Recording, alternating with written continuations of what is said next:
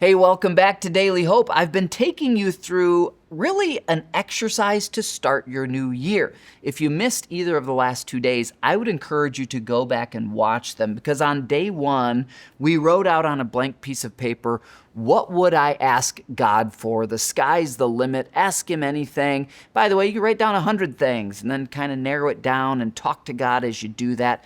Dream together with God. Yesterday, we looked at Solomon's answer when God asked him, "What do you want, Solomon? I'll give you anything." And Solomon expressed humility by saying, "You've made me king of this vast nation. I'm not really sufficient to the task on my own. So God, would you give me wisdom? Would you give me knowledge to lead your people well?" That was verse 11. Now, how is God, or I guess that was verse 10. How's God going to answer Solomon? Yesterday, you took out a piece of paper, hopefully, and you wrote out, here's what God's entrusted to me. For some of you, it's vast wealth. For some of you, it's vast health. For some of you, it's vast talent. For some of you, it's vast relationships, opportunities, influence. Write it all out. Be realistic where God has entrusted extraordinary things to you. And then pray that prayer of verse 10. God, give me the wisdom and knowledge to use these resources for you. I want to use my talents for you. I want to use my time on earth for you. I want to use my treasure for you.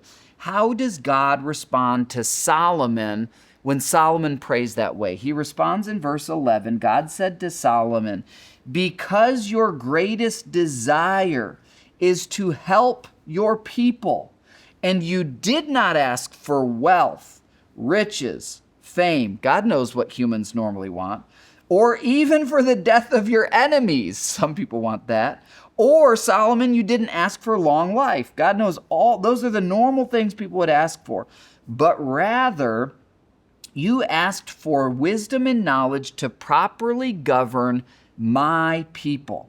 So, Solomon, verse 12, I will certainly give you the wisdom and knowledge you requested, but I will also give you wealth, riches, and fame that most kings would have asked for, such as no other king has had before you or will ever have in the future. Interesting. So Solomon's going to become the wealthiest man in all of human history, which, by the way, makes the book of Ecclesiastes a really good read because you can find out if wealth delivers. Solomon says it doesn't. Fear the Lord and live for him is really the purpose of life. Wealth isn't going to make you happy, he tells us. But the point is, God answers Solomon's prayer and then some. So here's what I want to challenge you with on day 3. Hopefully you've got your paper from day 1, your paper from day 2. Paper for day 3 is this. I want you to now connect the dots. From day 2, God, what have you entrusted to me? Here's day 3. God, what are the needs of your people? Why was God so honored and so responsive to Solomon's prayer? Because Solomon's prayer was not for Solomon, it was for the people of God. What do the people of God, the movement of God, the Church of Christ in North America, in your city or wherever you live, what do the people of God need?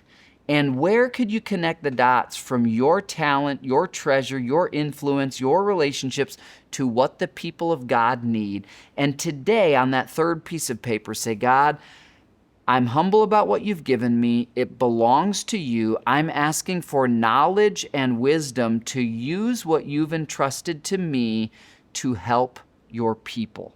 I can pretty much guarantee that's a prayer God wants to answer. Take some time with him now. I'll see you tomorrow for more Daily Hope.